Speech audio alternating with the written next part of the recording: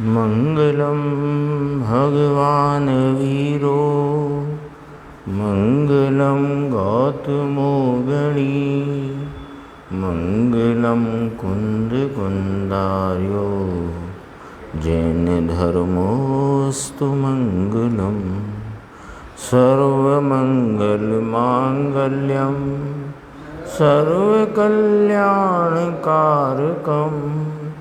प्रधानं सर्वधर्माणां जैनं जयतु शासनं मंगलमय मंगलकरण वीतराग विज्ञान नमो ताहि जाते भय अरिहंतादि महान। इस भवतरु का मूल एक जानहु मिथ्या भाव ताको कर निर्मूल अब करिए मोक्ष उपाय। श्री मोक्ष मार्ग प्रकाशक नाम का ग्रंथ, और इसमें अपनी 197 नंबर तक के पेज की चर्चा हो गई थी और 198 से अपन बात शुरू करते हैं। निश्चयवासी की जो भूल है उसकी दृष्टि में जो मिथ्यात्व चल रहा है उसके यहाँ लक्षण रूप से चर्चा आई, तो उसमें 4 बिंदु प्रमुखता से अभी तक अपने सामने आए। एक तो पर्याय में ही वह अपने को सिद्ध समान शुद्ध जानता है।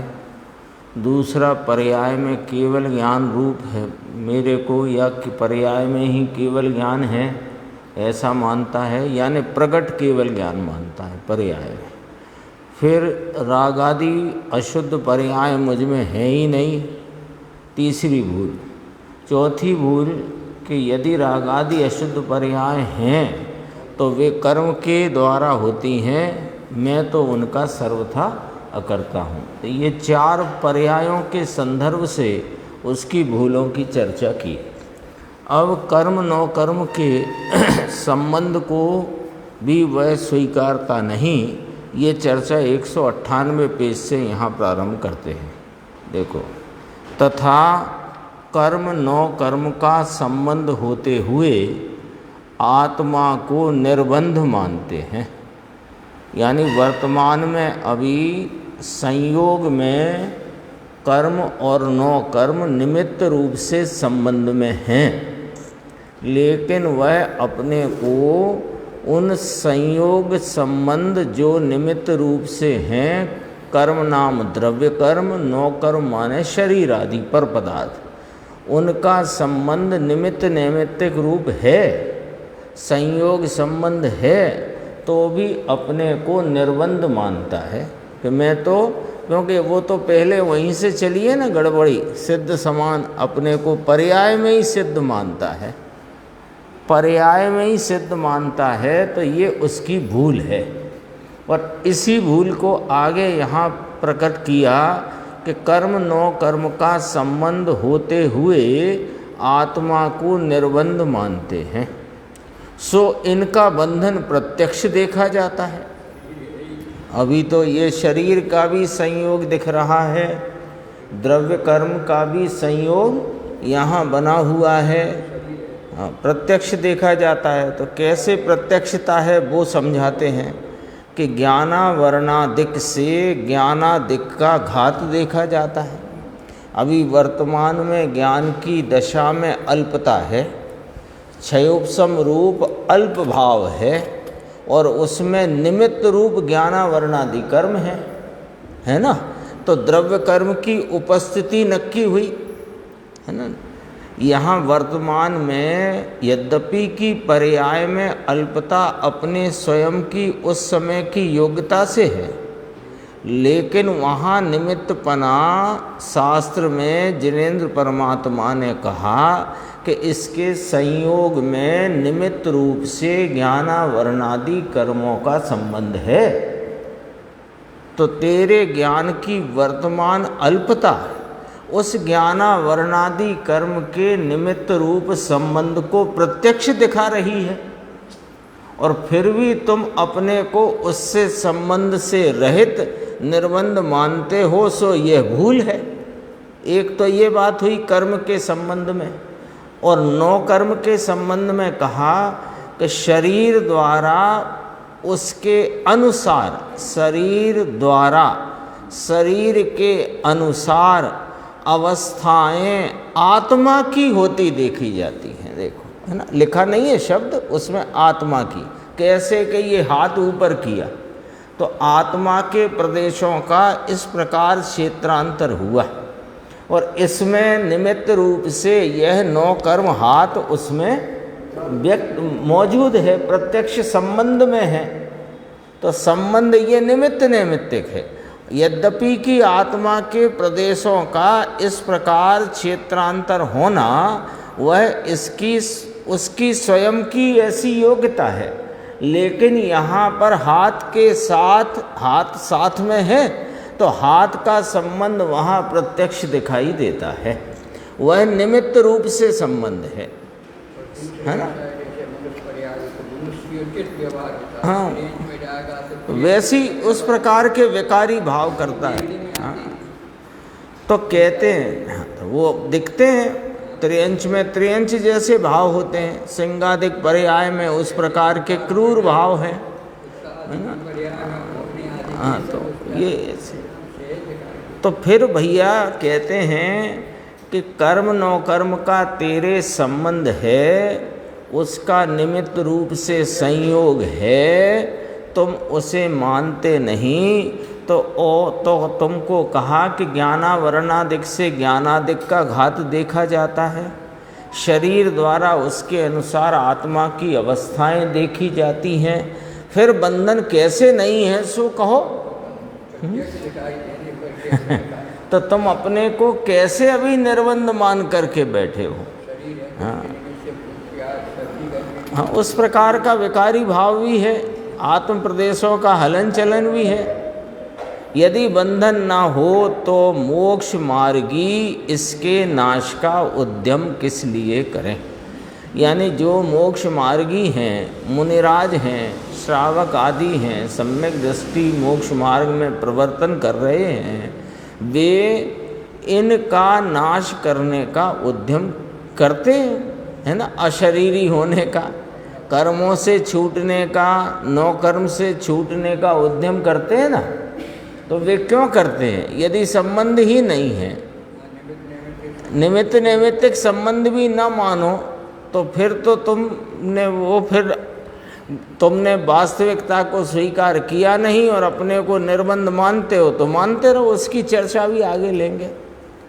अब देखो यहाँ, अब उसका प्रश्न आ सकता है इस प्रकार कि कोई यहाँ कहे कि शास्त्रों में आत्मा को कर्म नौ कर्म से भिन्न अबद्ध अस्पृष्ट कैसे कहा है। वो आ दोनों में लगेगा, बद्ध में भी स्पृष्ट में भी, है ना, आदि दीपक है वो। तो शास्त्रों में आत्मा को कर्म नौ कर्म से भिन्न अबद्ध अस्पृष्ट कैसे कहा है। तो उसका उत्तर कहते हैं कि देखो, संबंध अनेक प्रकार के होते हैं, संबंध अनेक प्रकार के हैं। तो तादात्म्य संबंध की अपेक्षा तो कर्म नौ कर्म से अबद्ध स्पष्ट ही है। तादात्म्य संबंध है ना, तद धन आत्म्य तादात्म्य, यानी उस रूप, तो उस रूपता वाला संबंध तो नहीं है। द्रव्य कर्म पुद्गल आदि का भाव है या पुद्गल आदि की पर्याय है, नौ कर्म भी पुद्गल आदि की पर्याय है। तो ये जो द्रव्य कर्म नौ कर्म हैं, ये पलटकर आत्मा रूप नहीं हो जाते, आत्मा पलटकर पुद्गल रूप नहीं हो जाता, इसलिए इनमें तादात्म्य संबंध तो नहीं है। ये बात तो 100% खरी है, पक्की है। हाँ, तो तादात्म्य संबंध की अपेक्षा आत्मा को कर्म नौ कर्म से भिन्न कहा है। उसका हेतु कहते हैं क्योंकि द्रव्य पलटकर एक नहीं हो जाते, और इसी अपेक्षा से अबद्ध अस्पृष्ट कहा गया है। तथा अब संबंध तो अनेक प्रकार के हैं, तो निमित्त नैमित्तिक संबंध की अपेक्षा तो बंधन है ही, इतना तो स्वीकार करना होगा। क्यों कि अभी अपन ने देखा ऊपर ज्ञानावरणादिक के निमित्त से जीव की ज्ञानादि परिणति में घात रूप भाव देखा जाता है, और शरीर आदि के संबंध में उसके निमित्त से हाथ आदि की या शरीर के हलन चलन के साथ आत्मा के प्रदेशों का क्षेत्रांतर और उस जाति के विकारी भाव भी होते देखे जाते हैं। तो बंधन है ही, उनके निमित्त से आत्मा अनेक अवस्थाएं धारण करता ही है। किनके निमित्त से? कर्म नौ कर्म के निमित्त से। निमित्त नैमित्तिक संबंध खरा, तादात्म्य संबंध का इनकार है। तो तादात्म्य संबंध की अपेक्षा कर्म नौ कर्म का आत्मा से अबद्धपना है, अस्पृष्टपना है। स्पृष्ट माने छूना, तो उसको छूते ही नहीं, स्पर्श ही नहीं करते, और बधे नहीं है सो अबद्ध कहा। तो उनमें तादात्मक पने की अपेक्षा अबद्ध अस्पृष्टपना पक्का है, लेकिन निमित्त नैमित्तिक की अपेक्षा वह संबंध वहाँ प्रत्यक्ष दिखाई देता है। क्योंकि कर्म और नौ कर्म के अनुसार माने अनुरूप यहाँ जीव की अनेक अवस्थाओं में परिवर्तन, ज्ञानादिक की अल्प अवस्थाएं, उस जाति के विकारी भाव, आत्म प्रदेशों का हलन चलन ये दिखाई देता है। तो उसको कहा अनेक अवस्थाएं धारण करता ही है। इसलिए अपने को सर्वथा निर्बंध मानना मिथ्या दृष्टि है। हाँ, उसमें लिया अवध स्पृष्ट की गाथा जो आई है उसमें ये चर्चा है कि कमलनी पत्र को जल में डूबा हुआ होने पर भी उसको उस जल की समीपता से देखने पर वह जल में डूबा हुआ है, और उसी समय उसमें पत्ते में जल ने प्रवेश किया नहीं, इस अपेक्षा से देखने पर वह अबद्ध अस्पृष्ट है। यहाँ पर कहा तादात्म्यपने की अपेक्षा। तादात्म्यपना कर्म और आत्मा का, नौ कर्म और आत्मा का कभी नहीं है। इस अपेक्षा वो अबद्धपना, अस्पृष्टपना है। लेकिन निमित्त नैमित्तिक संबंधपना प्रकट दिखाई देता है, प्रकट प्रत्यक्ष दिखाई देता है।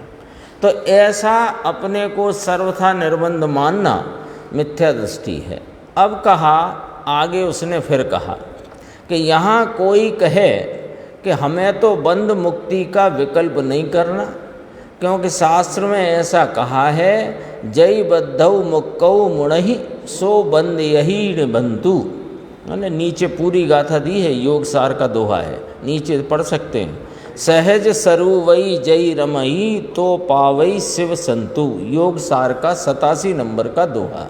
इसका संदर्भ लेकर के उसने प्रश्न किया कि बंध मुक्ति का विकल्प करने का तो आचार्य योगेंद्र देव ने मना किया कि जो बंध मुक्ति के विकल्प में पड़ा हुआ है वह मुक्ति को प्राप्त नहीं होता, वह निस्संदेह बंधता है। नीचे अर्थ है ना, जो जीव बंधा हुआ अथवा मुक्त हुआ अपने को मानता है वह निस्संदेह बंधता है। ये योग सार में योगेंद्र देव फरमाते हैं। हाँ, तो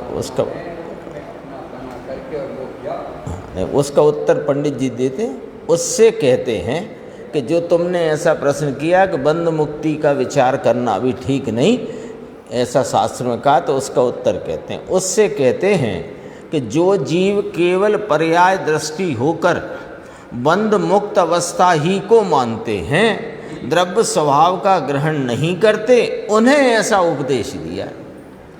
जो द्रव्य स्वभाव त्रिकाल रूप से एक रूप सदृश ज्ञान आनंद आदि परिपूर्ण स्वरूप से विद्यमान हैं, उसको जो स्वीकार नहीं करता, और मैं तो बंधा हुआ हूँ और मैं मुक्त कैसे हूँ, मेरी पर्याय में मुक्ति आ जाए, हे भगवान मुझे मुक्त कर दो, मैं बंधा हुआ हूँ। तो कहते हैं कि तू बंधा हुआ भी नहीं है, मुक्त भी नहीं है, तू तो एक रूप स्वरूप अपने चैतन्य भाव से विद्यमान तत्व है।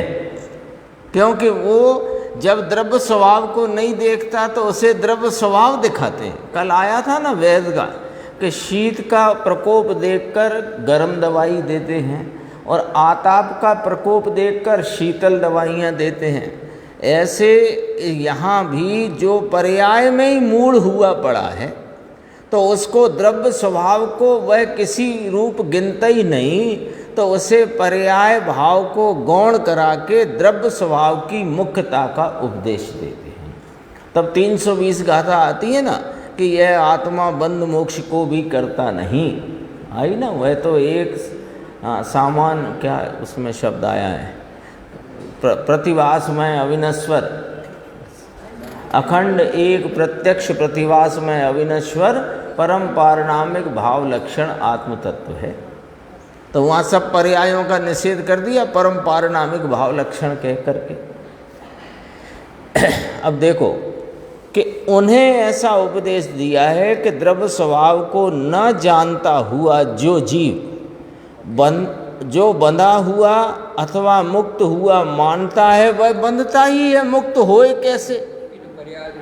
हाँ, तो द्रव्य स्वभाव का आलम्बन ले तो पर्याय में आंशिक मुक्ति प्रकट हो जाए और उसी के विशेष विशेष विशेष अवलंबन से पूर्ण मुक्त भाव को प्राप्त हो गया। हाँ, तो तथा यदि सर्वथा ही बंध मुक्ति नहीं हो, यानी सर्वथा ही यदि बंध मुक्ति इस जीव की परिणति में भी नहीं है तो ये जीव बंधता है और मुक्त होता है, ये बात कहने की दरकार ही क्या। मोक्ष शब्द आया कि नहीं आया 7 तत्वों में?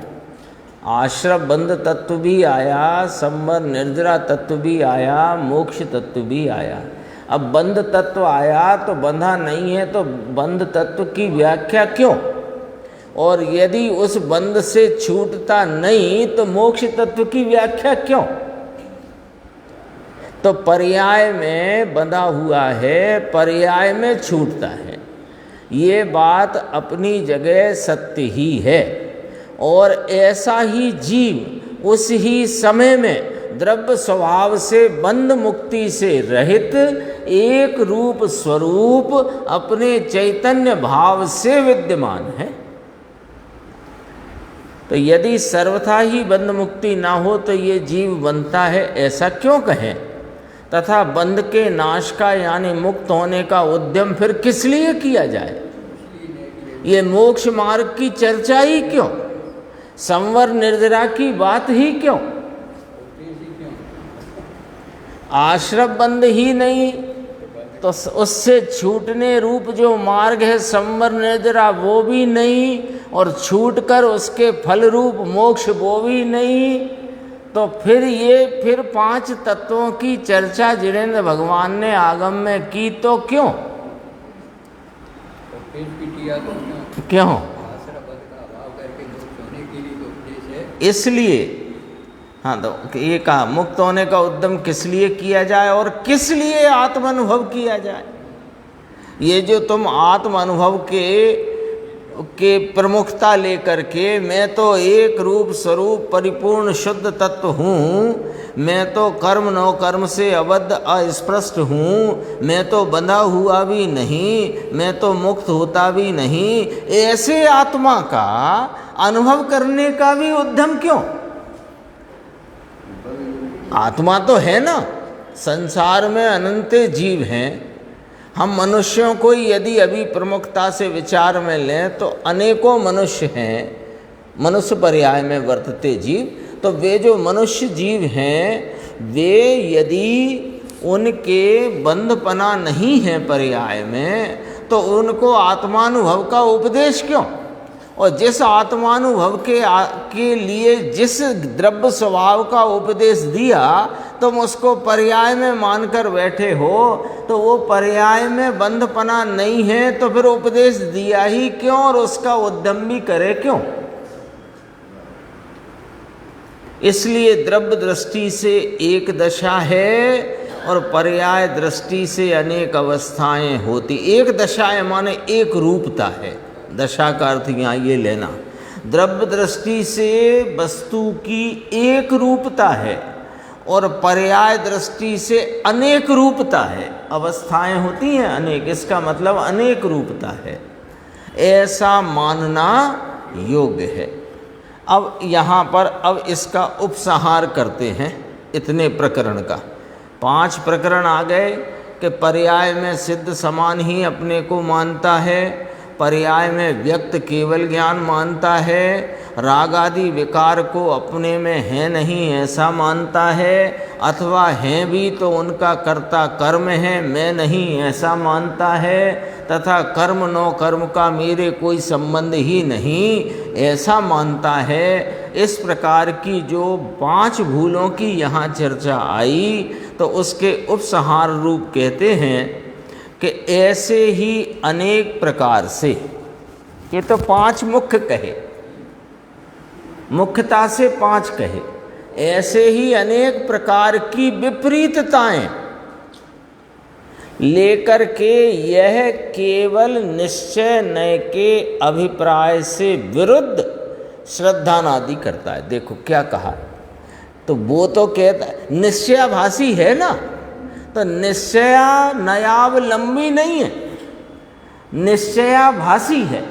तो निश्चय नय का जितना कथन है उस कथन के सापेक्ष जो व्यवहार का भाव है वो ज्ञान का विषय है, और निश्चय का विषय भी ज्ञान में लेना चाहिए और उसमें व्यवहार का आलम्बन छोड़ना है और निश्चय का आलम्बन करना है। इस कला को नहीं जाना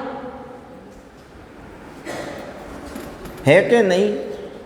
निश्चय नय की प्रमुखता से भी कथन है। सबसे पहली पंक्ति आई थी ना, अब जो जीव जैन हैं और जैन आज्ञा को मानते हैं उनके भी मिथ्या तो रहा करता है। फिर उसमें आगे की 2 पंक्तियां लिखी कि जिनवाणी में निश्चय और व्यवहार की कथनी रूपता से निरूपण किया गया है, वहाँ यथार्थ का नाम निश्चय, उपचार का नाम व्यवहार है, तो उसका उस प्रकार अंगीकार नहीं करता तो मिथ्या दृष्टि। ये बात अब यहाँ फिर आ गई कि अनेक प्रकार से मात्र निश्चय नय के अभिप्राय से विरुद्ध श्रद्धान आदि करता है। श्रद्धान आदि, श्रद्धान विपरीत, जानना विपरीत, आचरण विपरीत। तो निश्चय नय के अभिप्राय से विरुद्ध। निश्चय नय का अभिप्राय द्रव्य स्वभाव के परमार्थ स्वरूप को बताता है और दोनों नय सापेक्ष हैं, ये बात भी आगम में ही कही गई है। जब निश्चय नय के द्वारा परमार्थ स्वरूप का प्रतिपादन किया जाता है तो वहाँ व्यवहार में पर्याय स्वरूपता का क्या रूप स्वरूप है उसका भी ज्ञान करना चाहिए, नहीं तो फिर ये नए निरपेक्ष होने से निश्चयाभास कहलाता है।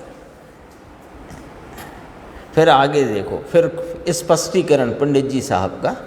जिनवाणी में तो विविध नाना ने कहा, नाना माने विविध, विविध नयों की अपेक्षा से कहीं कैसा और कहीं कैसा निरूपण किया है। इसका अर्थ अथवा तद्वा नहीं, कहीं कैसा माने कहीं परमार्थ की प्रमुखता वाला, कभी पर्याय भावों की प्रमुखता वाला, कभी अभेद वस्तु की प्रमुखता से, कभी भेदादि की प्रमुखता से, तो कहीं कैसा और कहीं कैसा निरूपण किया है। यह अपने अभिप्राय से निश्चय नय की मुख्यता से जो कथन किया हो उसी को ग्रहण करके मिथ्या दृष्टि को धारण करता है। जिनवाणी का सेवन करता हुआ मिथ्या दृष्टि ना। अब जो जैन हैं जिन आज्ञा को मानते हैं, जिन्होंने जिन आज्ञा के समीप भी नहीं, उनकी बात तो पहले के अधिकारों में खत्म। तो अन्नमति में गए, है ना। एक जगह कहीं ऐसी स्वाध्याय या कोई ऐसा क्रम चलता था तो उनने छठवां अधिकार न लिया, वो सब अधिकार की चर्चा करी। क्यों? छठवें अधिकार में श्वेतांबर आदि अन्नमत में डाले तो भैया ये गड़बड़ नहीं हो जाए। ऐसे जिनवाणी का सेवन नहीं किया जाता।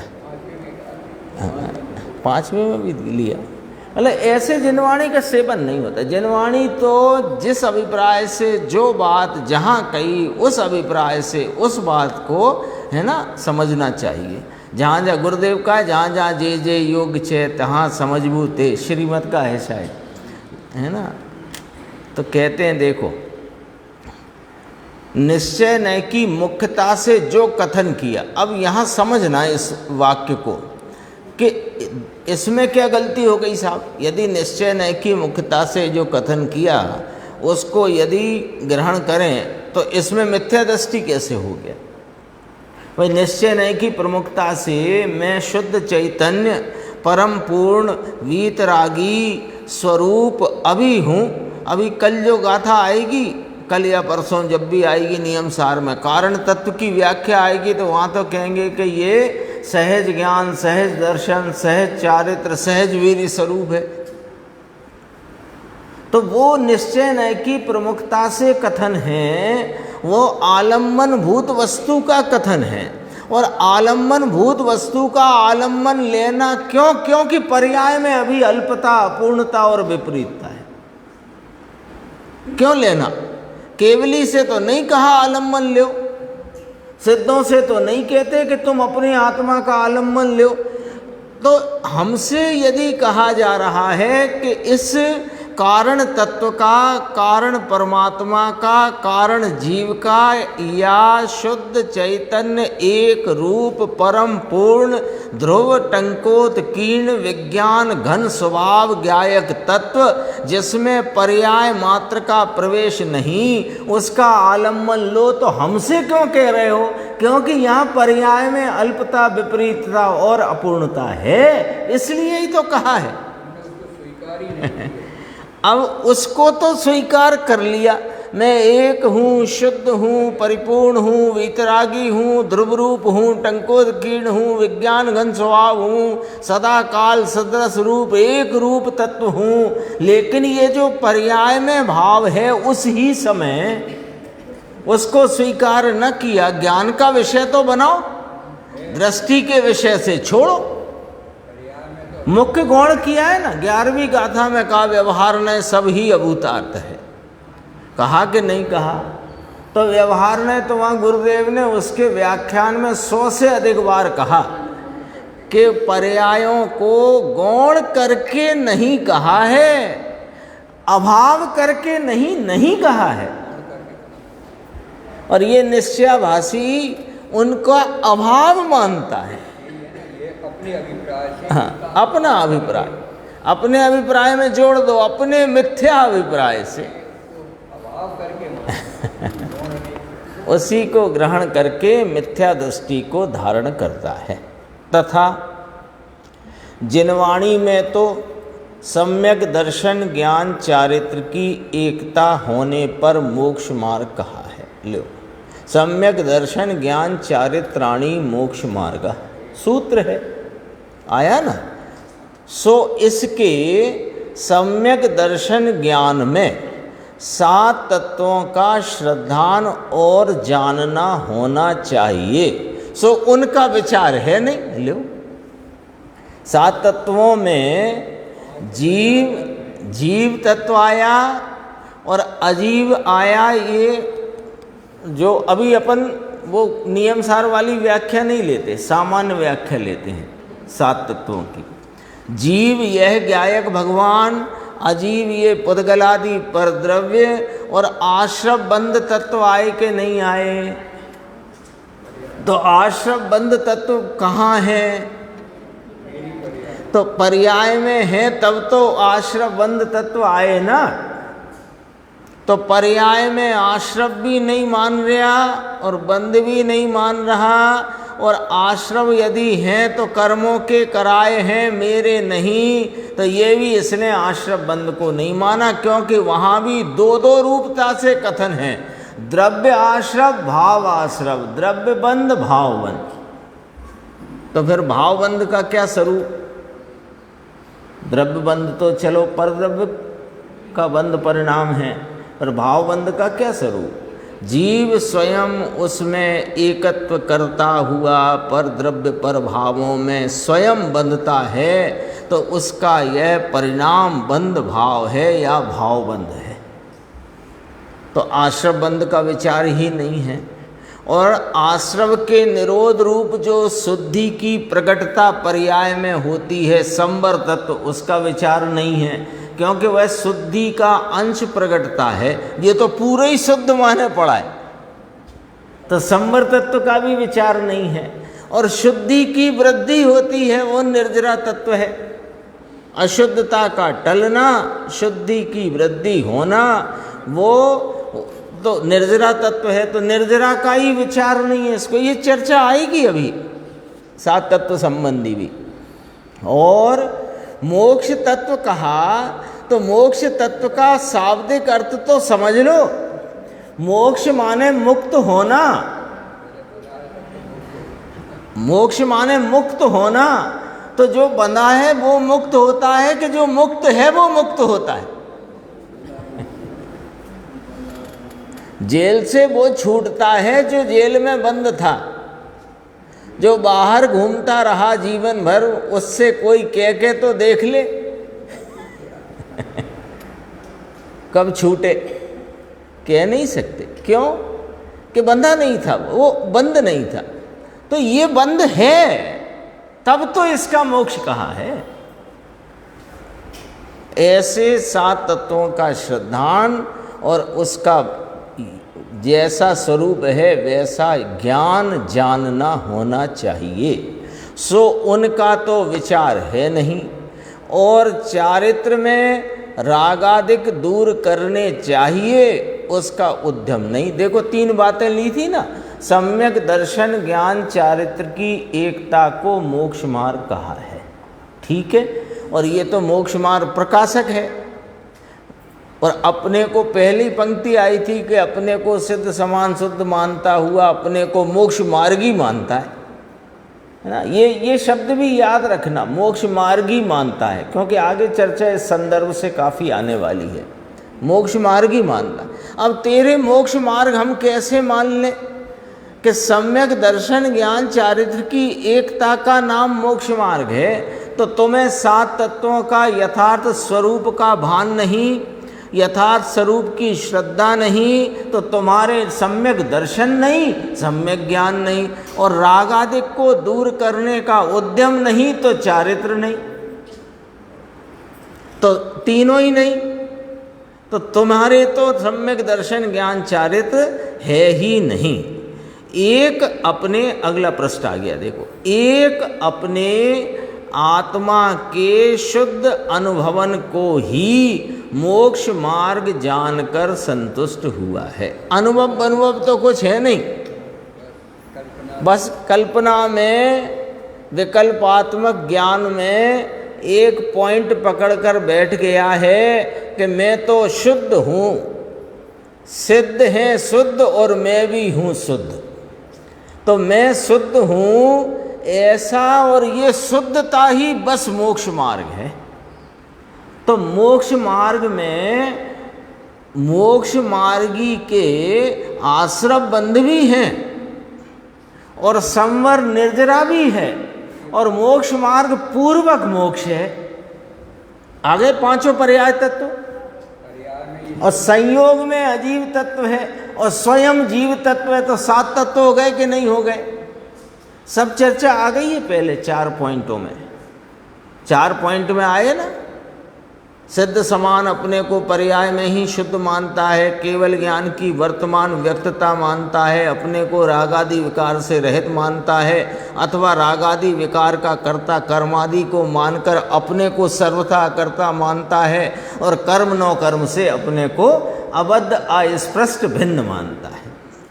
अब सात तत्व इसकी इस चारों प्रकार की 5 प्रकार की मान्यताओं में ये 7 तत्व घटित करके देख लो। अजीव का संयोग है, परिणति में आश्रय बंध है, संवर निर्जरा अभी है नहीं, मोक्ष का मार्ग नहीं, मोक्ष नहीं। लेकिन जिनके मोक्ष मार्ग प्रगटा है उनके भी जीव तत्व का श्रद्धान जीव रूप है, अजीव को अजीव जानते हैं, अजीव संयोग में है, आश्रय बंध भी अभी परिणति में वर्तता है, मार्गी है ना अभी तो, और संवर निर्जरा भी वर्तती है, और इनके फल रूप फिर मोक्ष की प्राप्ति होती है। तो 7 तत्वों के श्रद्धान का इसको तो अता पता नहीं। और एक मैं तो शुद्ध, मैं तो शुद्ध, शुद्ध स्वरूपो हम, हो गया मोक्ष मार्ग, बस बात खत्म। हम तो बस एक शुद्ध ही हैं।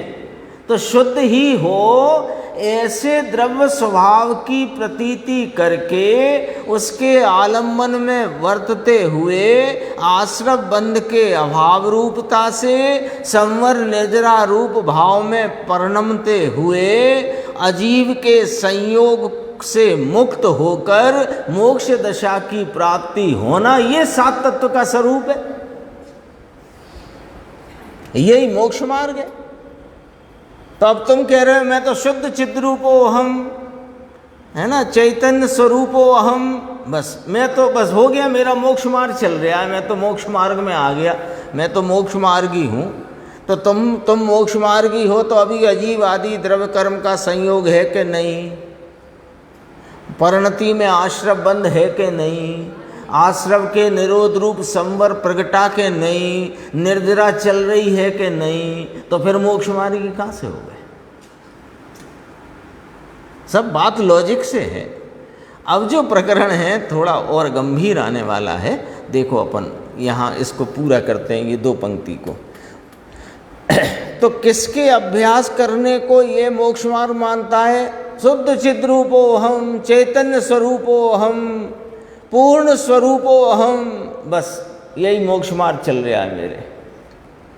तो अंतरंग में ऐसा चिंतन करता रहता है, मैं सिद्ध समान शुद्ध हूँ, केवल ज्ञान आदि सहित हूँ, द्रव्य कर्म 9 कर्म से रहित हूँ, परमानंद मैं हूँ, जन्म मरण आदि दुख मेरे नहीं है, इत्यादि चिंतन करता है।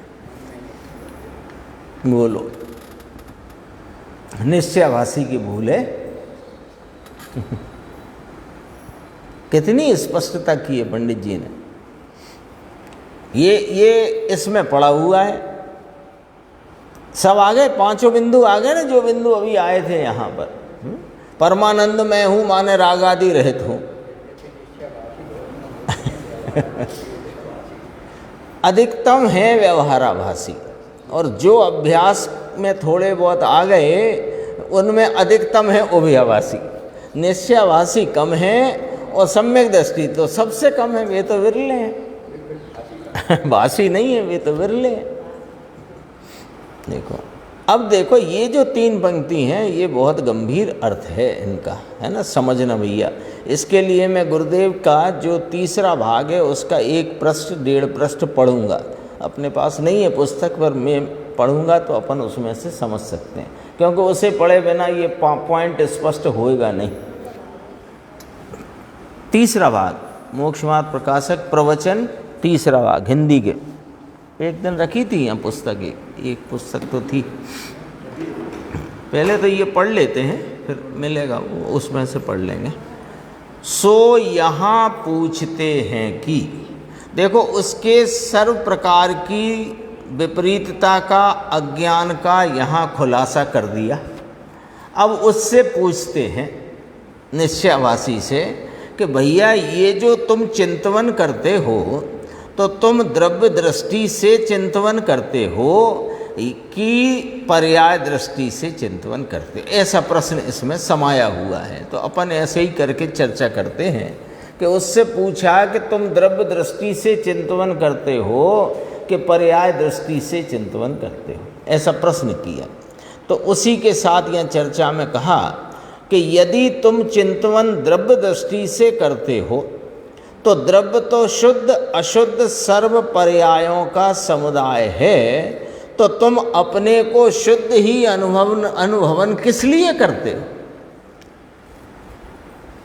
हो गया ना। अगला पॉइंट बाद में पढ़ेंगे, पहले इतना कि यदि तुम चिंतवन, आप अपना चिंतवन शुद्ध पने का या शुद्ध स्वरूप ही मैं हूँ, ऐसा जो तुम चिंतवन करते हो, तो यदि तुम द्रव्य दृष्टि से करते हो तो तुम तो शुद्ध अशुद्ध सर्व पर्याय के समुदाय स्वरूप है द्रव्य। तो अब ये समझने की बात है भैया कि ये क्या कह दिया पंडित जी साहब ने यहाँ पर, शुद्ध अशुद्ध पर्यायों का समुदाय द्रव्य है, ये क्या कह दिया है। तो समझो इस बात को कैसे कहते हैं। देखो कि शुद्ध अशुद्ध सर्व पर्याय, पहले तो यहाँ इन पर्यायों को गुण रूप से समझो पहले थोड़ी देर के लिए, कि शुद्ध अशुद्ध सर्व गुणों का समुदाय है। तो द्रव्य की परिभाषा अपनी पूरी फिट होएगी, गुणों के समुदाय को द्रव्य कहते हैं, है ना। तो अब उसमें शुद्ध गुण और अशुद्ध गुण ऐसे लिए, सर्व पर्यायों का समुदाय कहा ना, तो शुद्ध गुण लिए और अशुद्ध गुण लिए। अब कहते हैं कि शुद्ध गुण कौन से और अशुद्ध गुण कौन से, अब ऐसा विचार करना पड़ेगा। तो कहते हैं कि जो गुण पूर्व में भूतकाल में अशुद्ध पर्यायों से परिणम चुके हैं वे अशुद्ध हैं, और अभी कुछ गुण हैं वे शुद्ध हैं, जिनमें जैसे अस्तित्व आदि गुणों में कभी अशुद्ध पर्याय हुई नहीं। हाँ, तो अपने तो अस्तित्व आदि ले लो, अगरु लघुत्व ले लो, अस्तित्व ले लो, ये तो गुण शुद्ध ही वर्त। और चारित्र आदि गुणों की, सुख गुण की अशुद्ध पर्यायें अनंती बीत गई कि नहीं बीत गई। तो बीत गई पर्यायों को आप द्रव्य में क्यों शामिल कर रहे हो, ये प्रश्न है अपना। बीत गई पर्यायों को आप द्रव्य में क्यों शामिल करते हो। द्रव्य तो वर्तमान पर्याय, और वह द्रव्य इतना ही तो लिया जाएगा, गुण पर्यायवत द्रव्यम ऐसा लिया। और उत्पाद व ध्रुवयुक्तम सत, तो उत्पाद व माने वर्तमान पर्याय, वर्तमान है वो एक समय है, उत्पाद व द्रव्य पूर्व की पर्याय नहीं है उसमें, है ना। तो सत माने सत्ता, सत्ता नाम वर्तमान, वर्तमान पर्याय और द्रव्य स्वभाव, ये मिलाकर के आप द्रव्य कहो वो भी ठीक। पर आप भूतकाल की पर्यायें जो बीत चुकी उनका समुदाय द्रव्य क्यों कह रहे हो, कि इसलिए कह रहे हैं कि ये अशुद्धता को बिल्कुल गिनता नहीं है, इसलिए इस बात को कहा जा रहा है। जो परिणति में अशुद्धता है और पहले भी रही है, उसको ये किसी भाव नहीं गिन रहा, इसलिए इससे पूछा कि तुम द्रव्य दृष्टि से अपने को अनुभव करते हो, तो द्रव्य दृष्टि से भी हम समझाते हैं तुमको कि ये शुद्ध अशुद्ध पर्यायों का समुदाय है, तो तुम अकेला शुद्ध शुद्ध की लगनी लगा के काय को बैठे हो, ये कहना है।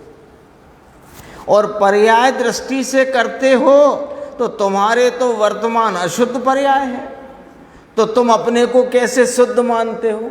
पहला प्रश्न, पहला पॉइंट था ना कि यह अपने को शुद्ध ही मानता है, जैसे सिद्ध परिपूर्ण शुद्धता को प्राप्त है ऐसा ही मैं शुद्ध हूँ। तो तुम सर्वथा अपने को शुद्ध मानते हो, तो हम पूछते हैं द्रव्य दृष्टि से शुद्ध मानते हो कि पर्याय दृष्टि से शुद्ध मानते हो। अब जरा बात को बारीकी पे ले जा करके प्रश्न करते हैं कि तुम यदि द्रव्य दृष्टि से शुद्ध मानते हो तो अब हमारी भी सुन लो। ये द्रव्य जिसे तुम शुद्ध मान रहे हो, ये भूतकाल में अनंती अशुद्ध पर्यायों से परिणमे हुए पर्यायों का समुदाय है, तो इसे तुम कैसे शुद्ध मानते हो। और पर्याय दृष्टि से शुद्ध मानते हो तो वर्तमान में तो पर्याय में तुम्हारे अशुद्धता है, तो तुम कैसे शुद्ध मानते हो। ये वाला लॉजिक यहाँ रखा गया। अब अपने को ये समझना है कि यहाँ द्रव्य को शुद्ध अशुद्ध पर्यायों का समुदाय किस प्रकार कहा गया, तो वो अपन गुरुदेव के द्वारा स्पष्टीकरण जो आया है पेज नंबर 49 और 50, 49 निकाल लेते हैं। देखो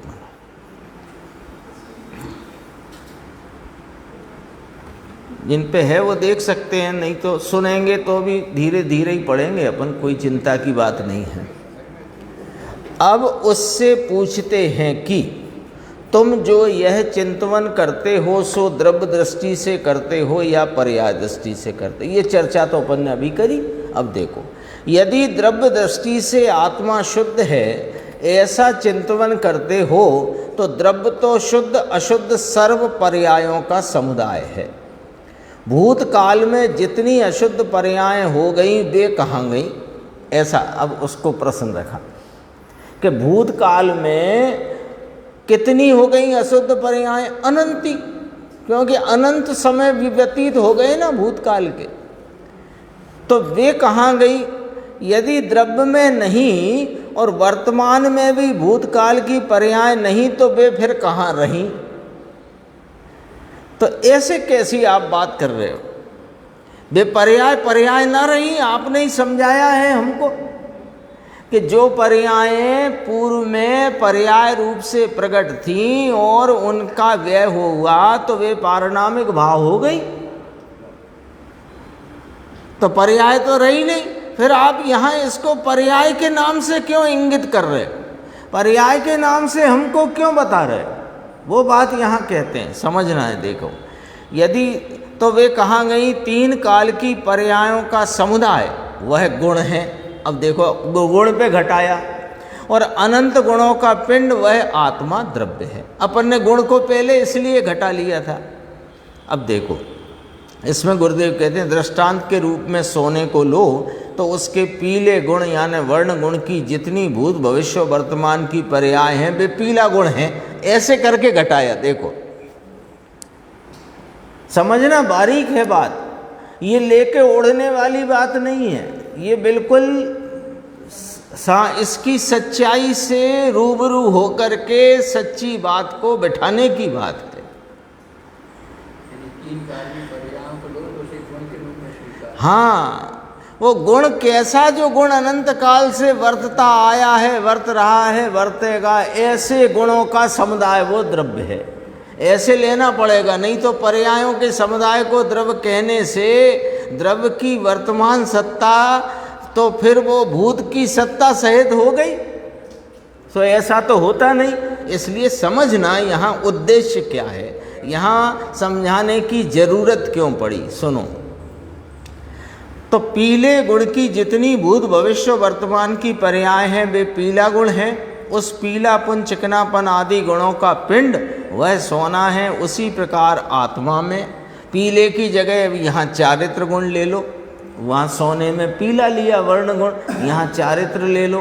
तो चारित्र गुण की तीनों काल की शुद्ध अशुद्ध पर्यायें वह चारित्र गुण हैं, वह तथा ज्ञान दर्शन आदि अनंत गुणों का पिंड वह आत्मा है। आ गई बात, आ गई ना बात, फ्रेम में आ गई ना। अभी उसका भी खुलासा करेंगे।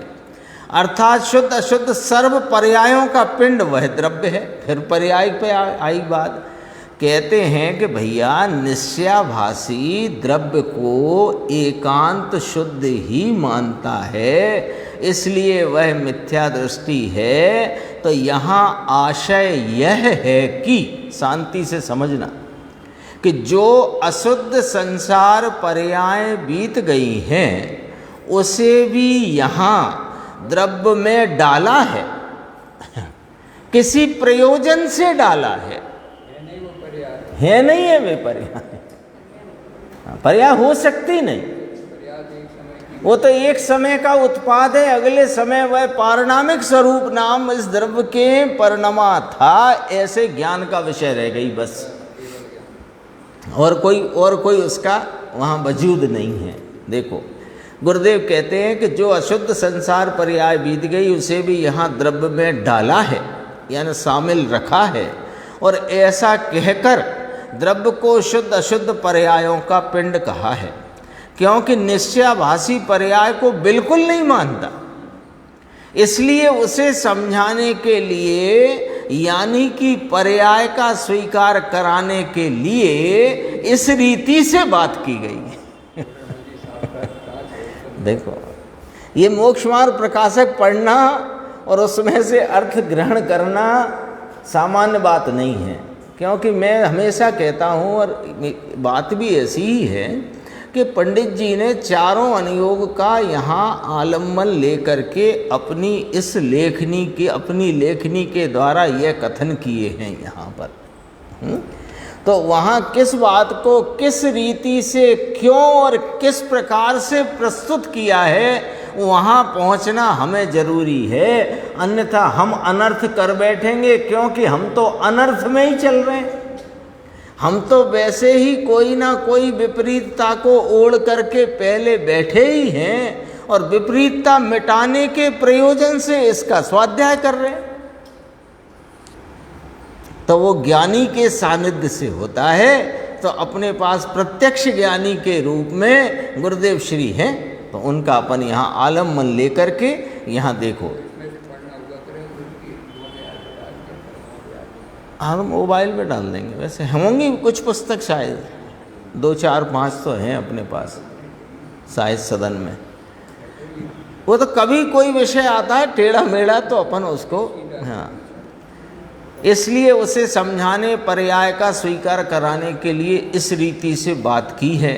उससे कहते हैं कि तेरी द्रव्य दृष्टि भी सच्ची नहीं है।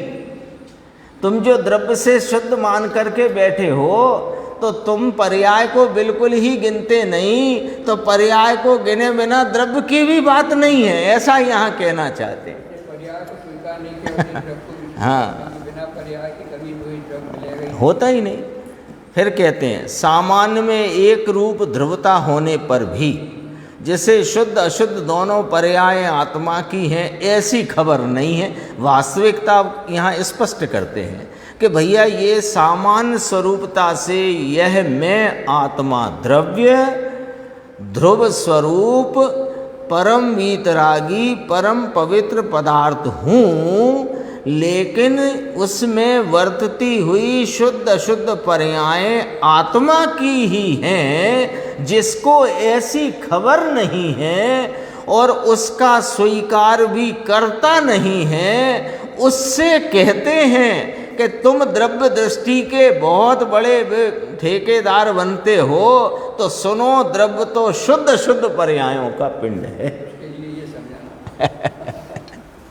जैसा रोगी हो वैसा इलाज करना पड़ता है। अतः तू द्रव्य दृष्टि से जो यह चिंतन करता है कि आत्मा सिद्ध समान है, सो तेरी यह बात सिद्ध नहीं, सत्य नहीं है।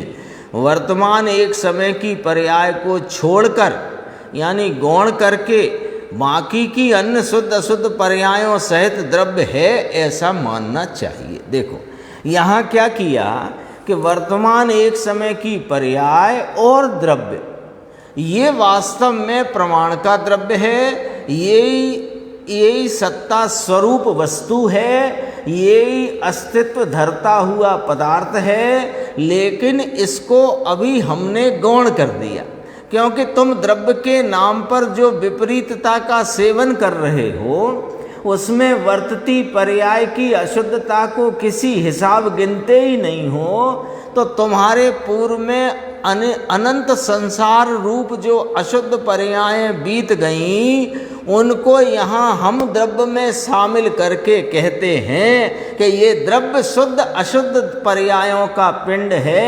ऐसा मानो तो तुम्हें समझ में आएगा कि द्रव्य शुद्ध है किस प्रकार और किस प्रकार नहीं है।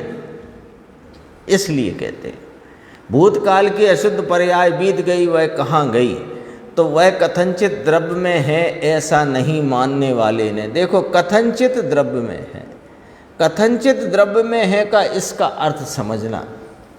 कथनचित द्रव्य में है का अर्थ है कि द्रव्य रूपता से और पर्याय रूपता से देखा जाए तो वे पारिणामिक भाव को प्राप्त हो गई, है ना।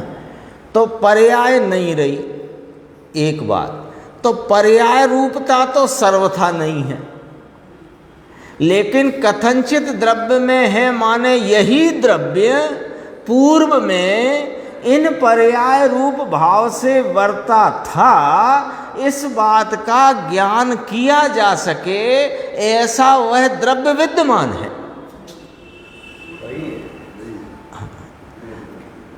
नहीं है, यदि नहीं है तो केवल ही पूर्व की भूतकाल की पर्याय कैसे जानते हैं? वर्तमान में वह द्रव्य अपनी सत्ता धराता हुआ है और यही द्रव्य पूर्व की इन पर्यायों में परिणमा था, ऐसा भाव उसकी भूतकालगत योग्यता में था। यह बात अभी ज्ञान के विषय में बिल्कुल विद्यमान है। केवल ज्ञान के प्रति वे नियत ही हैं। प्रवचन सार गाथा उसमें आया, केवल ज्ञान के प्रति वे पर्यायें जो व्यतीत हो गई हैं वे नियत हैं। इस अपेक्षा यहाँ कहा कथनचित द्रव्य में है ऐसा मानो।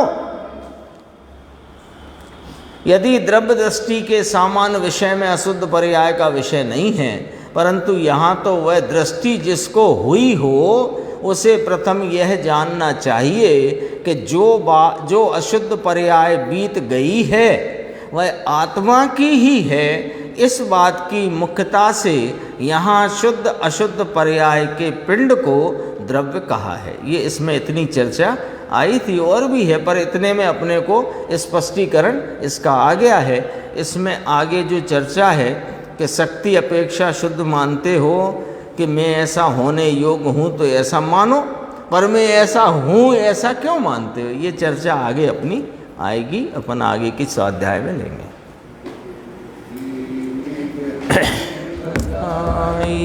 यह अनंत उपकार